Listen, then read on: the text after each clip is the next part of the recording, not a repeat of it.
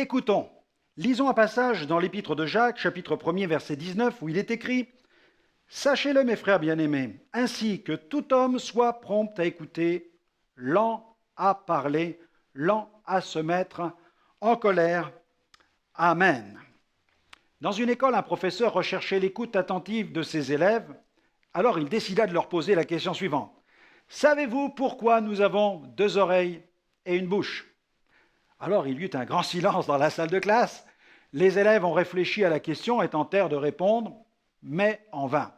Alors le professeur leur répondit, « Eh bien tout simplement, parce que nous devons écouter 2 fois plus que nous parlons. » Lorsque nous citons les commandements, nous oublions souvent le commandement considéré par les Juifs comme le plus important de tous. « Écoute Israël !» Dans le livre du Deutéronome, il est écrit « Maintenant, Israël, écoute les lois et les ordonnances que je vous enseigne, mettez-les en pratique afin que vous viviez et que vous entriez en possession du pays que vous donne l'Éternel, le Dieu de vos pères. » Deutéronome, chapitre 4, verset 1er. En effet, comment connaître les commandements si l'on ne dispose pas son oreille?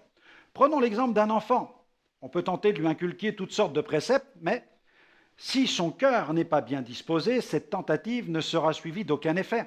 Cette contrainte risque même de produire un effet inverse. C'est pourquoi l'amour permet de disposer un cœur favorablement.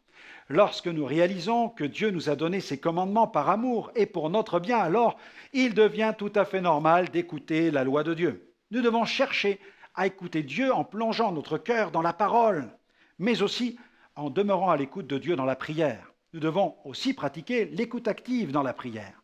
La prière en langue joue un rôle important dans cette écoute active. En effet, lorsque je prie en langue, mon intelligence est au repos alors que mon esprit est en prière. Il entre en connexion avec l'Esprit de Dieu. J'aimerais vous recommander cette prière pour aujourd'hui. Seigneur, tel un bon disciple, je veux apprendre à t'écouter me parler le matin et à chaque instant de la journée, me laisser conduire par toi.